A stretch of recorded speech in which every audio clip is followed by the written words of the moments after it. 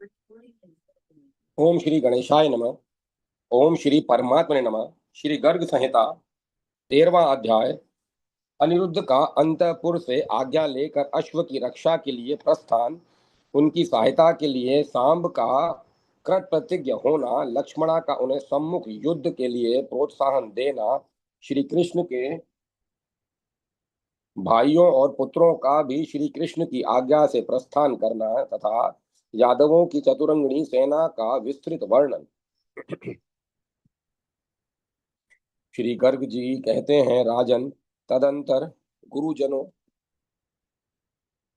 को नमस्कार करके अनिरुद्ध देव की रोहिणी, रुक्मणी, सत्यभामा तथा अन्य संपूर्ण श्री हरि वल्लभाओं से आज्ञा लेने के लिए अंतःपुर के लिए गए। वहां उन सब की आज्ञा ले अपनी माता रति तथा रुक्मवती को प्रणाम करके उनसे बोले, मैं अश्व की रक्षा करने के लिए जाता हूँ, इसके लिए महाराज ने मुझे आज्ञा दी है।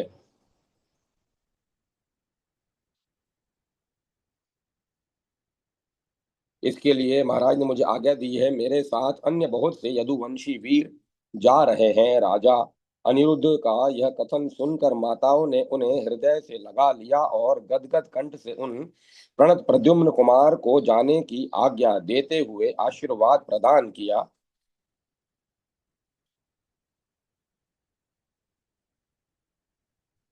माताओं को नमस्कार करके वे अपनी पत्नियों के महलों में गए।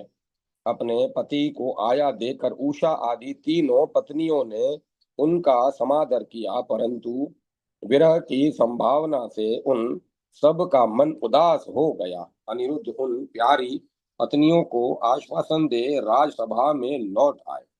श्री गर्ग जी कहते हैं, राजेंद्र, उसके बाद यज्ञ संबंधी अश्व की रक्षा के लिए यात्रा के निमित्त ऋषि मुनियों ने अनिरुद्ध के उद्देश्य से मंगल पाठ किया।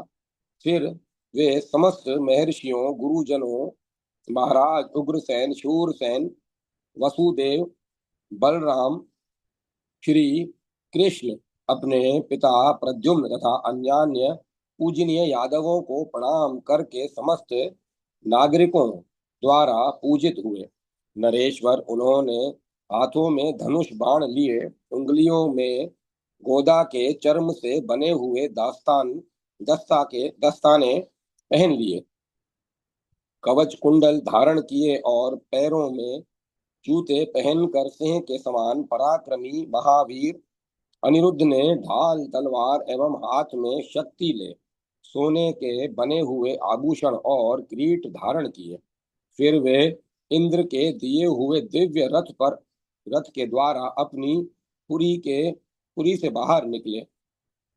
उस समय गाजे बाजे की आवाज और वेद मंत्रों के घोष के साथ यात्रा करते हुए अनिरुद्ध पर चारों ओर से चवर डुलाए जा रहे थे। समस्त पुरवासी उनकी इस यात्रा को देख रहे थे। तदंतर भगवान श्री कृष्णचंद्र ने उनके साथ जाने के लिए उद्धव आदि मंत्री तथा भोज वृष्णि, अंधक, मधु, शूरसेन और दशार्व कुल में उत्पन्न वीर योद्धा भेजे। तदंतर राजा उग्रसेन ने यदुवंशी वीरों को संबोधित करके पूछा, यादवों, बताओ, युद्ध में अनिरुद्ध की सहायता करने के लिए कौन जाएगा? उग्रसेन की यह बात सुनकर जाम्बती कुमार सांब ने सबके देखते देखते राजा को नमस्कार करके यह बात कही। सांब बोले, राजेंद्र, मैं महासमर में सदा सन्नद्ध रहकर शत्रुओं से अनिरुद्ध की रक्षा एवं सहायता करूंगा। यदि सम्रांगण में मैं इनकी रक्षा न करूं तो महाराज, उस दशा में मुझे सत्यवादी की यह प्रतिज्ञा सुन लीजिए। मनुष्य त्याग देने योग्य दशमी विधा एकादशी का व्रत करके जिस गति को प्राप्त होता है, मुझे भी निश्चय वही गति मिले। मनुष्य त्याग देने योग्य दशमी विधा एकादशी का व्रत करके जिस गति को प्राप्त होता है, मुझे भी निश्चय वही गति मिले। गौ हत्यारों और ब्रह्म हत्यारों की जो गति होती है, वही गति यदि मैं यह रक्षण रक्षण कार्य न कर सकूं तो मेरी भी हो। श्री गर्ग जी कहते हैं, ऐसी बात कहकर सांब वहां से अंतपुर में गए। वहां माता जामवती को प्रणाम करके उन्होंने सारा अभिप्राय निवेदन किया। उनकी सब बात सुनकर माता ने विरह की अनुमति करके बेटे को हृदय से लगा लिया और आशीर्वाद दिया। तदंतर समस्त तदंतर समस्त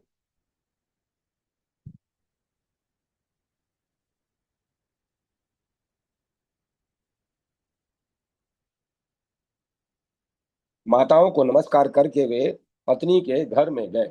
उन्हें आते देख शुभ लक्षणा लक्ष्मणा बैठने के लिए आसन दे आंसुओं के से कंठ अवरुद्ध हो जाने के कारण कुछ भी नहीं बोली।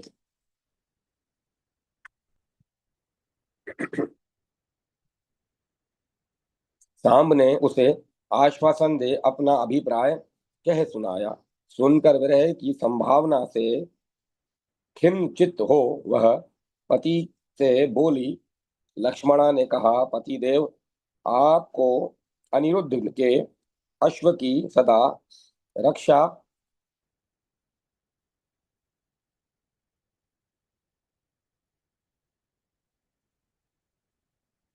अनिरुद्ध की सदा रक्षा पतिदेव, आपको अनिरुद्ध के अश्व की सदा रक्षा करनी चाहिए। आप युद्ध का अवसर आए तो सम्मुख होकर युद्ध करें, रणभूमि से कभी विमुख न हो। आपके सहस्त्रों भाई हैं और उन सब की सहस्त्रों मानवती स्त्रियां हैं। नाथ, यदि युद्ध में आपकी पराजय सुनकर आपकी प्रियतमा होने के कारण मेरी ओर देखकर वे मुस्कुरा देंगी तो उस समय दुख के कारण मेरी मृत्यु हो जाएगी। लक्ष्मणा की यह बात सुनकर सांब हंसते हुए अपनी प्राण वल्लभा से बोले। सांब ने कहा, भद्रे, युद्ध भूमि में मेरा सामना करने के लिए यदि सारी त्रिलोकी उमड़ आए तो भी तुम सुनोगी कि मैंने उन सब का विदलन संहार कर दिया है। सुबह यदि शूरवीर सांब रणभूमि से विमुख हो जाए तो वह अपने पाप से वेद और ब्राह्मणों का निंदक माना जाए। उस दशा में मैं फिर तुम्हारे इस चंद्रोपम मुख का दर्शन नहीं करूंगा। श्री गर्ग जी कहते हैं, इस प्रकार अपनी पहली प्रिया को आश्वासन दे सांब ने दूसरी प्रिया को भी धीरज बनाया। फिर वे अभिमन्यु और सुभद्रा से मिलकर घर से निकले। धनुष और तलवार ले यात्रा के लिए सुसज्जित सांब रथ पर बैठे और यादवों से घिरे हुए उस उपवन में गए जहाँ अनिरुद्ध विद्वान थे। तदंतर श्री कृष्ण ने अपने गद आदि समस्त भाइयों को और भानु तथा दीप्तिमान आदि सभी पुत्रों को भेजा। वे सब के सब शौर्य संपन्न और युद्ध कौशल थे। उन्होंने धनुष धारण करके कवच बांध लिया और चतुरंगणी सेना के साथ करोड़ों की संख्या में वे नगर से बाहर निकले। उनके दिव्य रथ ताल, हंस, मीन, मयूर और सिंह के चिन्ह वाले ध्वजों से सुशोभित थे। उन रथों का अंग प्रत्यंग स्वर्ण मंडित था। प्रत्येक रथ में चार चार घोड़े जुते थे। वे सभी रथ बहुत ऊंचे और देवताओं के विमानों के समान सुशोभित थे। उनमें छत्र और चवर लगे हुए थे। उन रथों के ऊपर सोने के कलश थे जो सूर्य के समान चमक रहे थे। उनमें जालीदार बंधनवारें लगाई गई थी। ऐसे रथों द्वारा श्री कृष्ण के सभी पुत्र कुश स्थली से बाहर निकलकर सुशोभित हुए। राजन, तदंतर सोने के होदों से सुशोभित हाथी निकले जिनके मुख पर गौ मूत्र, सिंदूर और कस्तूरी से पत्र रचना की गई थी। वे हाथी अंजन, काजल और सजल जलधरों के समान काले थे।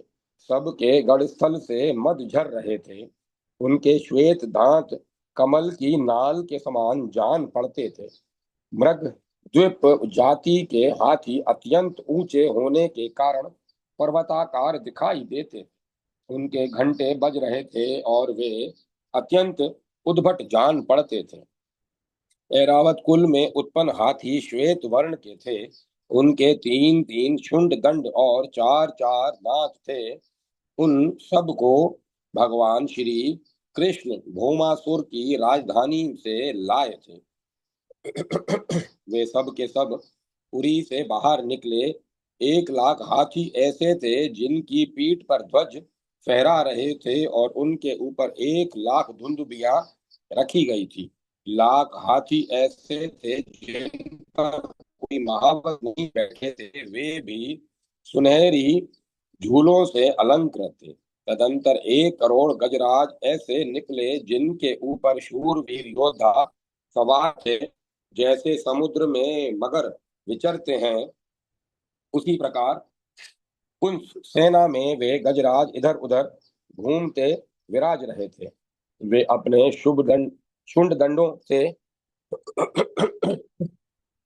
गुल्मों को उखाड़कर आकाश में फेंकते थे और मद की धारा से पृथ्वी को भिगोते हुए पैरों के आघात से उसे कंपित सी कर रहे थे। अपने मस्तकों की टक्कर से महलों, दुर्गों और पर्वत शिखरों को भी वे धराशायी करने में समर्थ थे।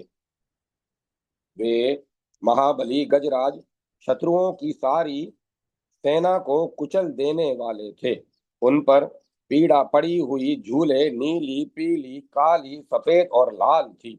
वे सोने की सांकलों से युक्त थे और बड़ी शोभा पाते थे।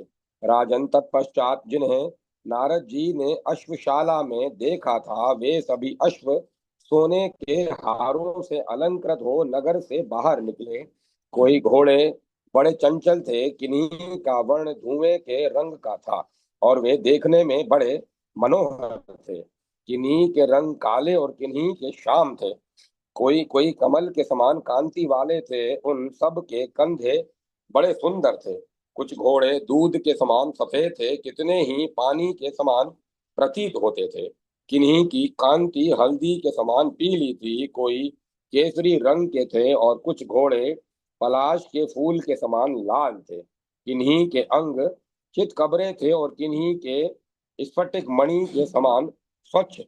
वे सभी मन के समान वेगशाली थे। कोई हरे, कोई तांबे के समान रंग वाले, कोई कुसुम्ब की सी कांति वाले और कोई तोते की पांख के समान प्रभाव वाले थे। कोई वीर बहुटी के समान लाल, कोई गौर और कोई पूर्ण चंद्रमा के समान उज्जवल थे। वे सभी अश्व दिव्य थे। किन्हीं के अंग सिंदूर के समान रंग वाले थे, कोई प्रज्वलित अग्नि और कोई बाल सूर्य के समान कांतिमान थे। राजन, वे घोड़े सभी देशों से द्वारकापुरी में श्री कृष्ण के प्रताप से आए थे। वे सभी उस दिन यात्रा के लिए निकले। श्री कृष्ण की अश्वशाला में जो घोड़े विद्यमान थे, वे वेंकुटवासी तथा श्वेत द्वीप निवासी थे। उनमें से कोई मयूर के समान कांति वाले थे और कोई नीलकंठ के समान। किन्हीं के वर्ण बिजली के समान दीप्तिमान थे और किन्हीं के गरुड़ के समान। वे सभी अश्व दिव्य पंखों से अलंकृत थे। उनकी शिखाओं में मणि प्रकाशित होती थी। वे श्वेत चामरों से अलंकृत थे। मुक्ता फलों की मालाओं तथा लाल रंग के वस्त्रों से विभूषित थे। उन सब का स्वर्ण से श्रृंगार किया गया था। उनकी पूंछ और मुखपट से दिव्य प्रभा फैल रही थी। वे सर्वांग सुंदर दिव्य अश्व सहस्त्रों की संख्या से बाहर निकले। नरेश्वर, श्री कृष्ण के वे अश्व अपने पैरों से भूमि का स्पर्श नहीं करते थे। वे वायु और मन के समान वेगशाली, चंचल और मनोहर थे। राजन, वे पानी के बुलबुलों पर चल सकते थे, कच्चे सूतों पर दौड़ सकते थे। कितने ही ऐसे थे जो मकड़ी के जालों और पारद पर भी चलने में समर्थ थे। नरपेश्वर, वे समुद्रों के जल को भी निराधार चलते देख जाते थे। वे समुद्रों के जल पर भी निराधार चलते देखे जाते थे। राजन, कुछ मलेश देशों के उत्पन्न अश्व भी वहां मौजूद थे जो उस यात्रा में पुरी से बाहर निकले। राजन, उनमें कोटि कोटि अश्व ऐसे थे जो प्रतिदिन 100 योजन अविराम गति से दौड़ सकते थे। नरेश्वर, भगवान श्री कृष्ण के घोड़े गड्ढे, दुर्गम भूमि, नदी, ऊंचे ऊंचे महल तथा पर्वत आदि को भी लांग जाते थे। उन सभी घोड़ों पर वीर योद्धा सवार थे। उसके बाद इसके बाद द्वारकापुरी से समस्त पैदल सैनिक बाहर निकले। वे धनुष और कवच से सुसज्जित शूरवीर तथा महान बल पराक्रम से संपन्न थे। उनके कद ऊंचे थे। ढाल और तलवार धारण किए वे योद्धा लोहे के कवच से मंडित थे। हाथी के समान हृष्ट पुष्ट शरीर वाले थे और युद्ध में बहुत से शत्रुओं पर विजय पाने की शक्ति रखते थे। इस प्रकार पुरी से बाहर निकली हुई यादवों की उस विशाल सेना को देखकर देवता, दैत्य और मनुष्य सबको महान विस्मय हुआ। इस प्रकार श्री गर्ग संहिता के अंतर्गत अश्वमेध खंड में यादव सेना का निर्गमन नामक 13वां अध्याय पूरा हुआ। जय माता सरस्वती। जय मां सरस्वती। 14वां अध्याय, अनिरुद्ध का सेना सहित अश्व की रक्षा के लिए प्रयाण। प्रयाण।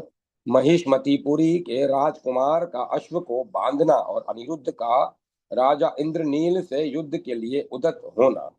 श्री गर्ग जी कहते हैं, नरेश्वर, तदंतर राजा उग्रसेन की आज्ञा से अनिरुद्ध से मिलने के लिए वसुदेव, बलराम, श्री कृष्ण, प्रद्युम्न तथा अन्य सब यादव रथों द्वारा नगर से बाहर निकले। वहां जाकर उन्होंने सेना से घिरे हुए अनिरुद्ध को देखा। भगवान श्री कृष्ण ने पहले राजस्यु यज्ञ के अवसर पर प्रद्युम्न को जिस नीति का उपदेश दिया था वही सारी नीति उस समय अनिरुद्ध से कह सुनाई। राजन, भगवान श्री कृष्ण का वह उपदेश सुनकर अनिरुद्ध आदि समस्त यादवों ने प्रसन्नता पूर्वक उसे शिरोधार्य किया। तत्पश्चात मुनिवर गर्ग, अन्यान्य मुनि वृंद, वसुदेव, बलराम, श्री कृष्णचंद्र तथा प्रद्युम्न को अनिरुद्ध ने प्रणाम किया। वसुदेव, बलराम, श्री कृष्ण और प्रद्युम्न आदि यादव अनिरुद्ध को आशीर्वाद देकर रथों द्वारा पुरी में लौट आए। नरेश्वर, अनिरुद्ध का अश्व देश देश में गया, किंतु श्री कृष्ण के भय से कोई भूपाल ऐसा उसे पकड़ने का साहस न कर सके। जहां जहां वह घोड़ा गया वहां वहां सैनिकों सहित अनिरुद्ध उसके पीछे शत्रुओं को जीतने के लिए गए। इस प्रकार विभिन्न राज्यों का अवलोकन करता हुआ अनिरुद्ध का वह अश्व नर्मदा के तट पर विराजमान महिष्मतिपुरी को गया।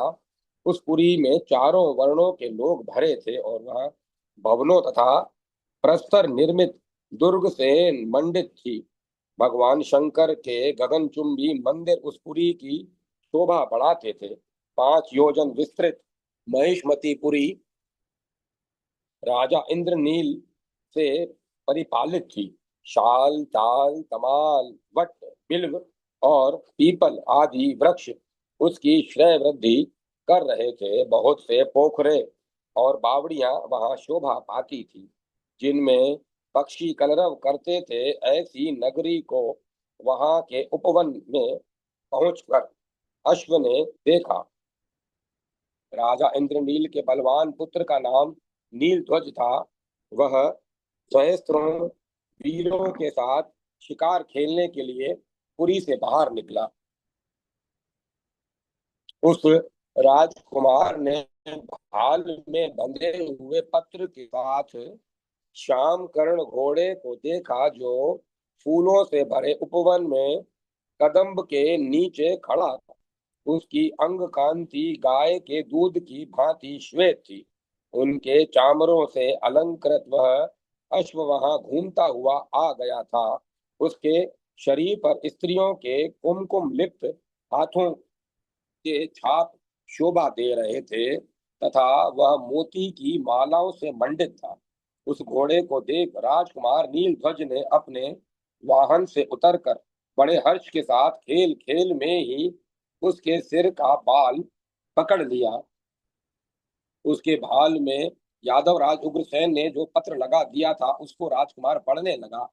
उसमें लिखा हुआ, द्वारका के अधिपति राजा उग्रसेन समस्त शूरवीरों के शिरोमणि है। उनके समान महायशस्वी और चक्रवर्ती राजा दूसरा कोई नहीं है। उन्हीं उन्होंने पत्र सहित उस अश्वराज को स्वतंत्र विचरने के लिए छोड़ा है। अनिरुद्ध उसका इसका पालन करते हैं। जो राजा अपने को सबल समझते हों वे इसे पकड़े, अन्यथा अनिरुद्ध के चरणों में प्रणाम करके लौट जाए। यह अभिप्राय देकर राजकुमार क्रोध से बोल उठा, क्या अनिरुद्ध ही धनुर्धर है? हम लोग धनुर्धर नहीं हैं।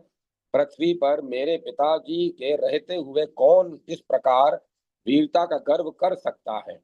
श्री गर्ग जी कहते हैं, राजन, ऐसा कहकर राजकुमार घोड़े को लेकर राजा के पास गया और उसने पिता के आगे उस घोड़े का वृतांत कह सुनाया। पुत्र का वचन सुनकर महाबली महामनई महामानी शिव भक्त राजा नील ने अपने पुत्र से इस प्रकार, इंद्रनील बोले, बेटा, पहले क्रतु श्रेष्ठ राज सूर्य के अवसर पर समर्थ होते हुए भी मैंने अपने कुबुद्धि मंत्री के कहने से प्रद्युम्न को कुछ भेंट दे दी थी। अब पुनः घोड़े की रक्षा करता हुआ अनिरुद्ध यहाँ आ धमका है। अहो देवबल कैसा अद्भुत है! उसे कौन सा उलटफेर नहीं हो सकता? उस उससे कौन सा उलटफेर नहीं हो सकता? अभी थोड़े ही दिन हुए द्वारका के वृषणी वंशी बढ़ गए। अतः आज मैं अनिरुद्ध आदि समस्त यादवों को परास्त करूंगा। उस मानी को शाम कर्ण कभी नहीं लौटाऊंगा। मैंने प्रीतों से भगवान शंकर को संतुष्ट किया है, वे युद्ध में मेरी रक्षा करेंगे। ऐसा कहकर महिष्मतीपुरी के वीर नरेश ने सोने की रस्सी से घोड़े को बांध लिया और सेना सहित जाकर युद्ध करने का निश्चय किया। नरेश्वर इतने में ही घोड़े को देखते हुए 100 अश्वनी सेना साथ अनिरुद्ध नर्मदा के तट पर आ पहुंचे। राजन सांब, मधु, बृहदबाहु, चित्रभानु, वृक, अरुण, संग्रामजीत, सुमित्र, दीप्तिमान, भानु, वेदबाहु, पुष्कर, श्रुतदेव, सुनंदन, विरूप, चित्रबाहु, न्योगोद्र तथा कवि ये अनिरुद्ध के सहायक भी वहां आ गए। गद्य, सारण, अक्रूर, कृतवर्मा, उद्धव और ययुधान नाम वाले सात्यकी, वे सब वृषणी वंशी शूरवीर भी अनिरुद्ध की सहायता करने के लिए आ पहुंचे।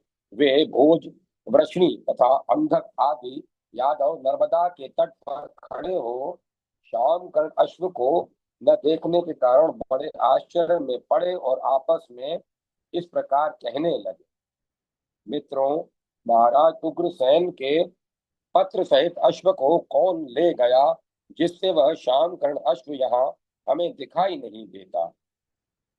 पहले राजसूय यज्ञ के अवसर पर मानव, दैत्य और देवताओं आदि ने तथा 9 खंडों के अधिपतियों ने भी परास्त होकर जिनके लिए भेंट दी थी, उन्हीं के प्रचंड शासन करके इस कुबुद्धि नरेश ने अभिमानवश अश्व का अपहरण किया है। यह वह चोर है, उसे चोरी का दंड मिलना चाहिए। सबके मुंह से यही बात निकल सुनकर और सामने पुरी की ओर देखकर रुक्मवती नंदन अनिरुद्ध मंत्री प्रवर उद्धव से बोले।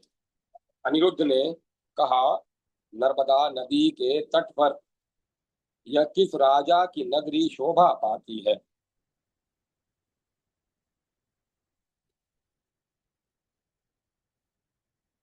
मालूम मालूम होता है कि हमारा अश्व अवश्य ही नगरी में गया है।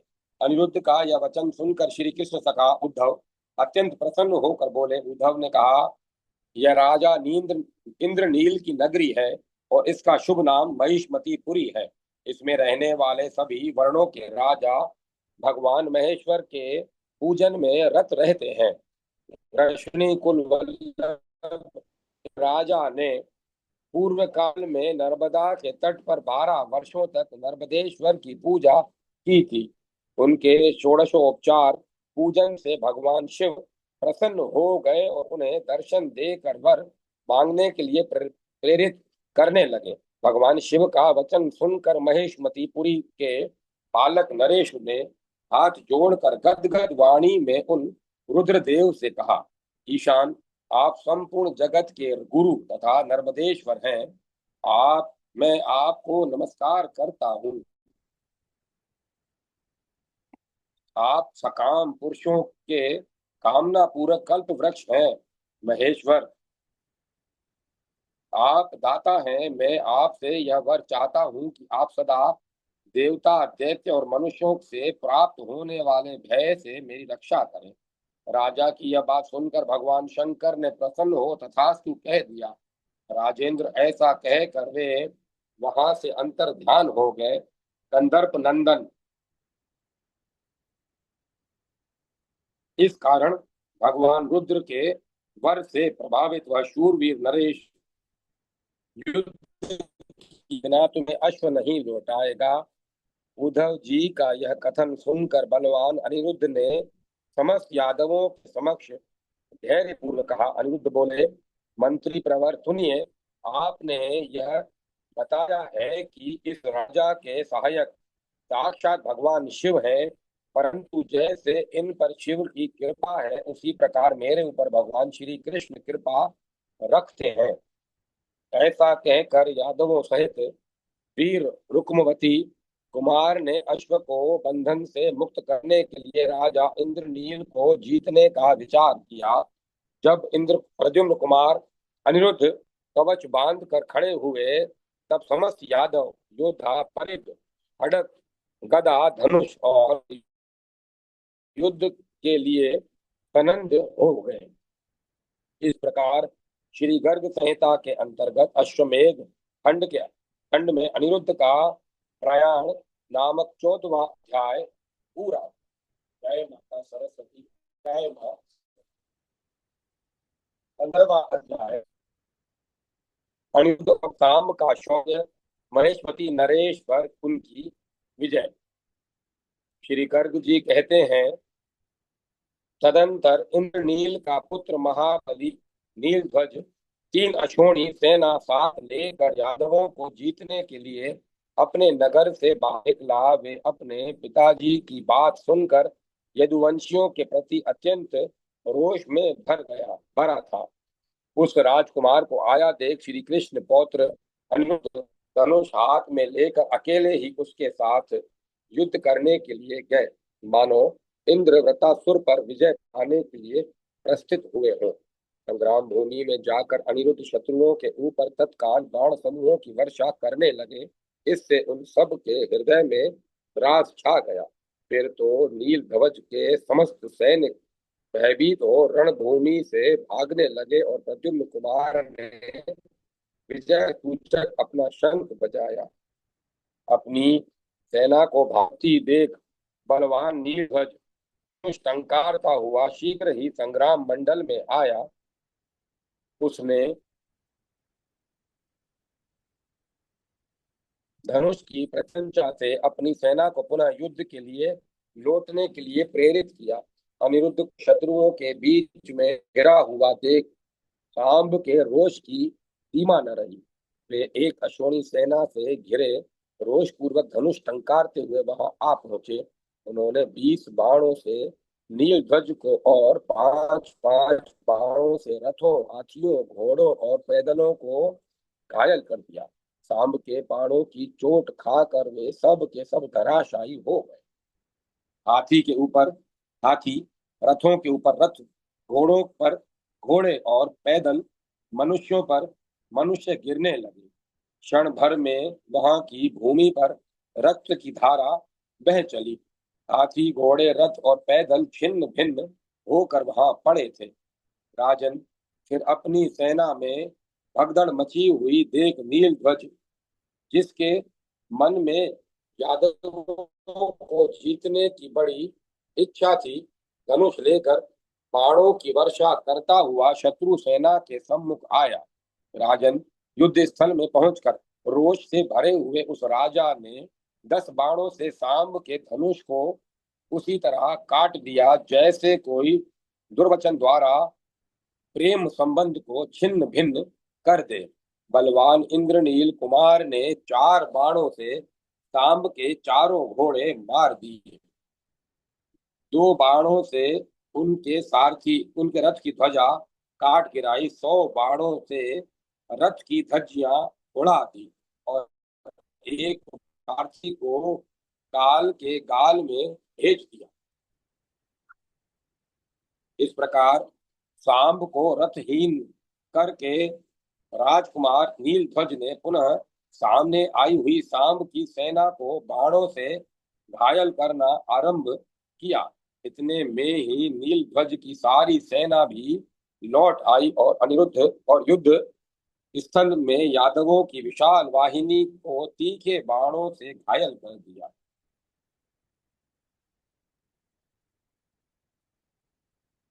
फिर तो रण क्षेत्र में दोनों सेनाओं के बीच घमासान युद्ध होने लगा। खड़ग परिघ बाण गदा और तीखी शक्तियों द्वारा अभय पक्ष के सैनिक परस्पर प्रहार करने लगे। सांब दूसरे रथ पर आरूढ़ हो सुदृढ़ धनुष पर प्रत्यंचा चढ़ाकर रण क्षेत्र में आए। वे बड़े बलवान थे। उन्होंने 100 बाण मारकर नीलध्वज के रथ को चूर चूर कर दिया।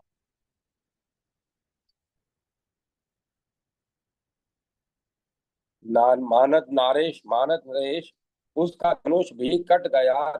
तब उस रथहीन राजकुमार ने गदा उठाकर क्रुद्ध हो युद्ध स्थल में बड़े वेग से शाम पर धावा किया। उसी समय लिए नीलध्वज का सामना करने के लिए रोष पूर्वक आगे बढ़े। सांब को आया देख राजकुमार ने उन पर गदा से चोट की, परंतु फूल की माला से चोट करने पर जैसे हाथी विचलित नहीं होता, उसी प्रकार सांब उस प्रहार से विचलित न हो सके। तदंतर सांब ने अपनी गदा से राजकुमार पर आघात किया। उनके उस प्रहार से राजकुमार रणभूमि में गिर पड़ा और मूर्छित हो गया। फिर तो उसके सैनिक हाहाकार करते हुए भाग चले। तब अत्यंत क्रोध से भरे हुए राजा इंद्रनील स्वयं युद्ध के लिए आए। उनके साथ 2 अश्वनी सेना थी।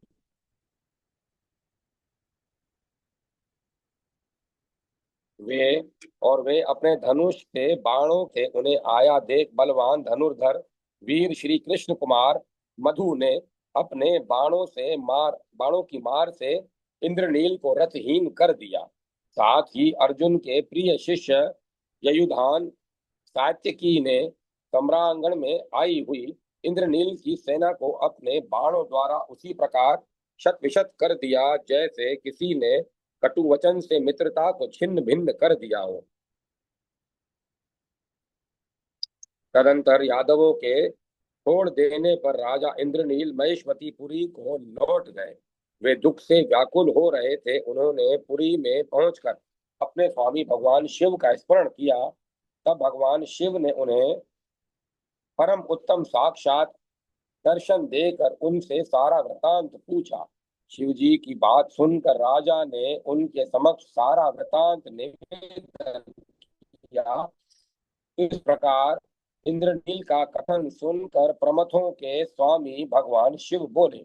शिव ने कहा, राजेंद्र तुम शोक न करो, मेरा वरदान भी मिथ्या नहीं होगा। देवता दैत्य और मनुष्य सब मिलकर भी तुम्हें जीतने में समर्थ नहीं है। महाराज वे जो श्री कृष्ण पुत्र हैं, ये उन्हीं के अंश से उत्पन्न हुए हैं। ये न तो देवता हैं, न दैत्य हैं और न मनुष्य ही हैं। नरेश्वर, उनसे पराजित होने के कारण तुम मन में दुखी न हो। भूपाल, तुम श्री कृष्ण का अपराध नहीं कर तुम्हें श्री कृष्ण का अपराध नहीं करना चाहिए राजन।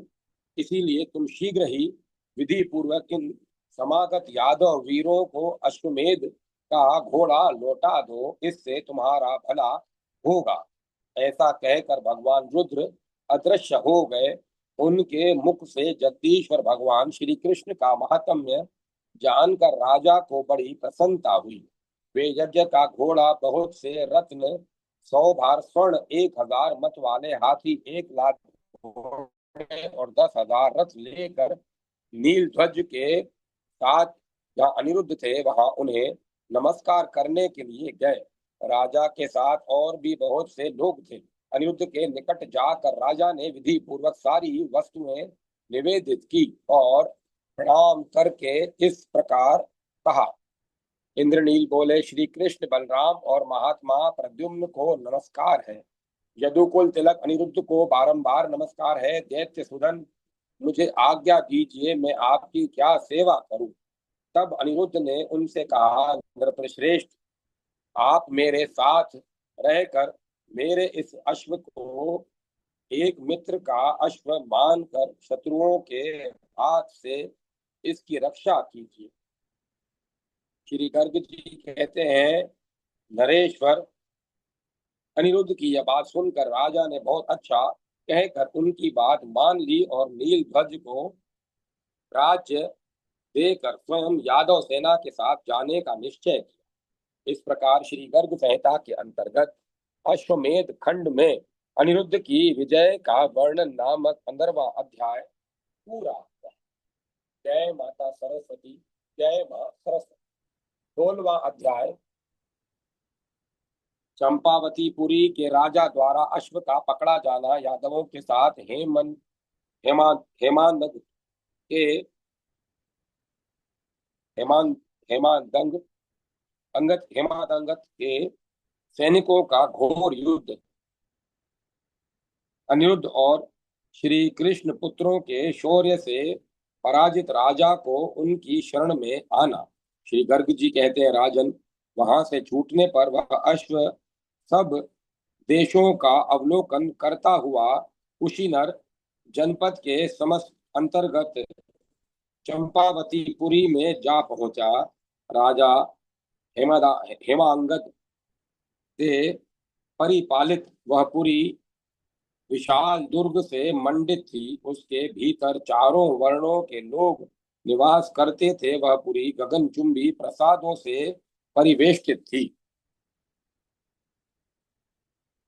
वहां पुण्यात्मा राजा हेमांगद महान शूरवीरों से घिरे रहकर अपने पुत्र हंस केतु के साथ राज्य करते थे।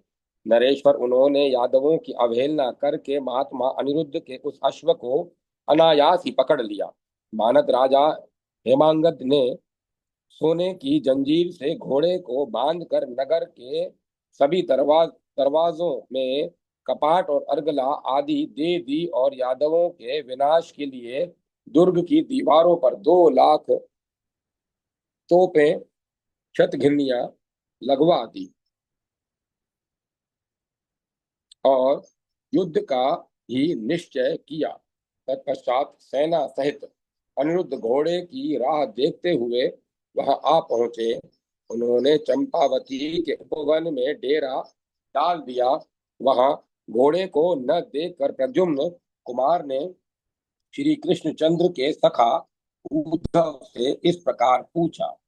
अनिरुद्ध बोले, मंत्री प्रवर, यह किसकी नगरी है?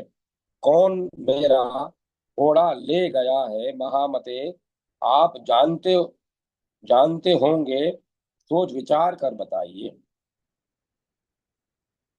उनका यह प्रश्न सुनकर बुद्धिमानों में श्रेष्ठ उद्धव ने शत्रुओं के वृतांत को समझकर यह बात कही। उद्धव ने, द्वारकानाथ इस नगरी का नाम चंपावती है। वहां अपने पुत्र हंस ध्वज के साथ राजा हेमा हेमांगद राज्य करते हैं। उन्होंने ही तुम्हारा घोड़ा पकड़ा है। यह राजा बड़ा शूरवीर है। युद्ध किए बिना यज्ञ का घोड़ा नहीं देगा, यह नगर में ही रहकर भुशुंडियों द्वारा दीर्घ काल तक युद्ध करेगा। वह नरेश युद्ध के लिए नगर से बाहर नहीं निकलेगा, अतः नरेश्वर तुम्हारी जैसी इच्छा हो वैसा करो।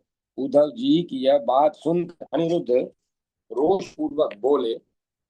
अनिरुद्ध ने कहा, सत्पुरुषों में श्रेष्ठ उद्धव जी, दुर्ग में रहकर युद्ध में लगे हुए इन बहुसंख्यक शत्रुओं को लोहे की बनी हुई शक्ति के समान बाणों द्वारा मैं आधे प्रहर में मार गिराऊंगा। उद्धव जी की पूर्वोक्त बात सुनकर इस प्रकार रोष में भरे हुए यदुकुल तिलक अनिरुद्ध उस पुरी का विध्वंस करने के लिए शीघ्र ही गए और कोटि कोटि बाणों की वर्षा करने लगे। अंधक वंशी वीरों के बाण समूहों से उस पुरी में कोलाहल मच, वीर ध्वज आदि समस्त शत्रु शंकित हो गए। तदंतर राजा के कहने से उन वीरों ने साहस पूर्वक दुर्ग की दीवारों पर चढ़कर जब हुए यादव सैनिकों को देखा, यदुकुल के श्रेष्ठ वीरों को कवच आदि से सुसज्जित देख वे सब के सब भयभीत हो उठे।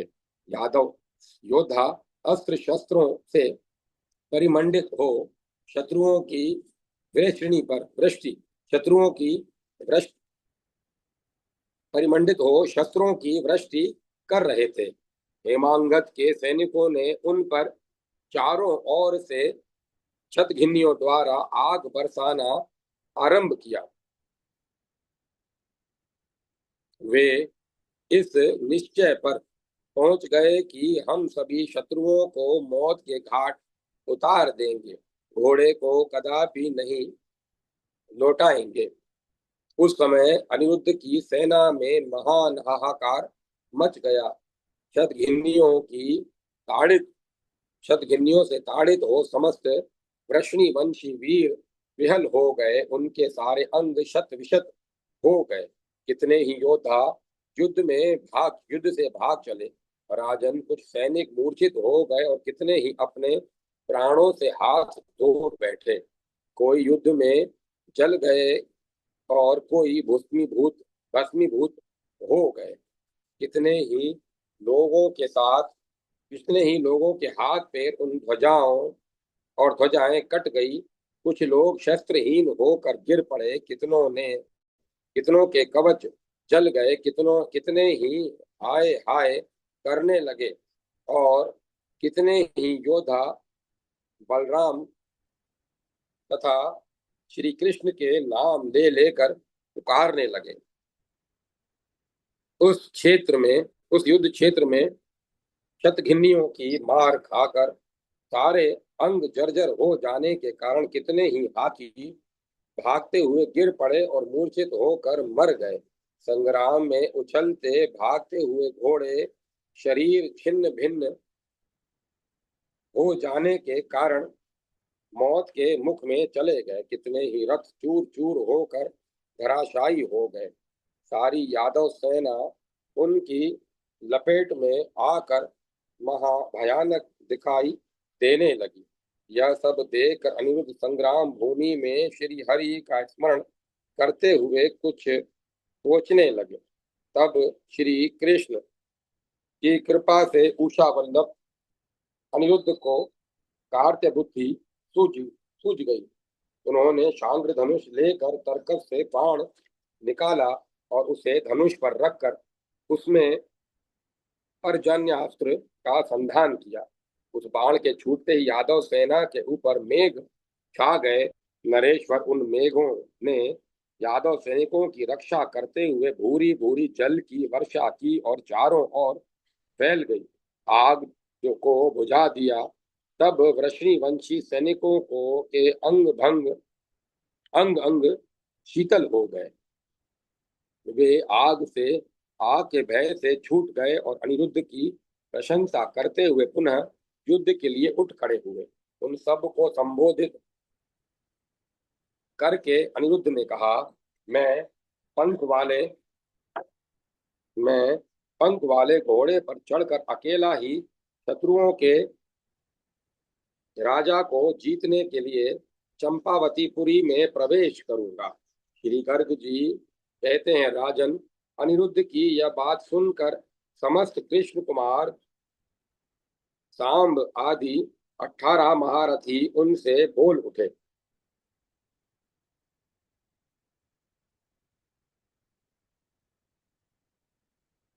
हरिपुत्रों ने कहा, राजन, तुम शत्रुओं की नगरी में न जाओ। हम सब लोग उस आतिताई नरेश को जीतने के लिए वहां जाएंगे। ऐसा कहकर रोष से भरे हुए वे सब वीर हरिपुत्र सहसा पंख वाले घोड़ों पर चढ़कर दुर्ग के परकोटे को लांघते हुए चंपावतीपुरी में जा पहुंचे। वे सभी धनुर्धर, कवचधारी और युद्ध कुशल थे। उन्होंने जाते ही सर्पाकार बाणों से शत्रुओं को मारना आरंभ किया। नरेश्वर, वे शत्रु भी राजा की आज्ञा से सहसा युद्ध के लिए धनुष धारण किए क्रोध पूर्वक आ पहुंचे। उनकी संख्या 1 करोड़ थी। रोष से भरे और अस्त्र शस्त्र उठाए उन बहुसंख्यक वीरों को वहां आया देख राम, मधु, बृहद बाहु, चित्रभानु, वृक, अरुण, संग्रामजीत, सुमित्र, दीप्तिमान, भानु, वेद बाहु, पुष्कर, श्रुतदेव, सुनंदन, विरूप, चित्रबाहु, न्योग्रोध और कवि, इन समस्त कृष्ण पुत्रों ने बाणों द्वारा मारना आरंभ किया। राजेंद्र, फिर तो उस नगरी में वीरों के रक्त से भयंकर नदी प्रकट हो गई, जो नगर द्वार से बाहर निकली। राजन, उस घोर नदी उस घोर नदी को बाहर आती देख अनिरुद्ध शंकित हो गए। उनका मुंह सूख गया और वे रोष पूर्वक बोले, अहो, क्या मेरे पिता के सभी भाई मारे गए? उसके जिसके कारण यह घोर नदी प्रकट हो हम सबको बहा ले जाने के लिए इधर ही आ रही है। मैं इस नदी को अपने अग्नि में बाणों द्वारा सोख लूंगा, इसमें संशय नहीं है। अपने पर्व पर्वतोपम गजराजों द्वारा इस नगरी को टहवा दूंगा। तदंतर इन अनिरुद्ध के आदेश से महावतों के से प्रेरित हो बड़े बड़े ऊंचे मदोन्मत्त और कंजल गिरी के समान काले लाखों हाथी अपनी सूंडों से छोटे छोटे वृक्षों एवं गुल्मों को उखाड़ उखाड़ कर उन नगर में फेंकने लगे। वे अपने पैरों के आघात से पृथ्वी को कंपित करते हुए नगर के ऊपर जा चढ़े। नरेश्वर, वहां पहुंचकर उन समस्त गजराजों ने अपने कुंभ स्थलों से रोष पूर्वक सब ओर से शीघ्र ही उस हेमांगत की पुरी को ढहा दिया। सारे कपाट टूट टूट कर गिर गए। द्वारों की सुदृढ़ श्रृंखलाएं भिन्न छिन्न भिन्न हो गई। पुरी के दुर्ग की पथरीली दीवारें उन हाथियों ने तोड़ गिराई। नरप श्रेष्ठ श्री हरि के गजराजों ने किवाड़ों, अर्गलाओं और दुर्ग को धराशायी करके पुरी में पहुंचकर शत्रुओं के घरों को गिराना आरंभ किया। उस समय चंपावती में महान हाहाकार मच गया। राजा आदि सब लोग भयभीत हो बड़े आश्चर्य में पड़ गए। तब पराजित हुए राजा हेमांगत फूलों के हार से अपने दोनों हाथ बांधकर कहते हुए हरिपुत्रों के सम्मुख आए। उन नरेशों को आया हुआ देख रणभूमि में धर्मवेता सांब ने भाइयों को तथा दीन जनों की हत्या करने वाले महावतों को भी रोका। सबको रोक कर वे राजा से इस प्रकार बोले। सांब ने कहा, राजन, आओ तुम्हारा भला हो, मेरा घोड़ा लेकर अनिरुद्ध के समीप चलो।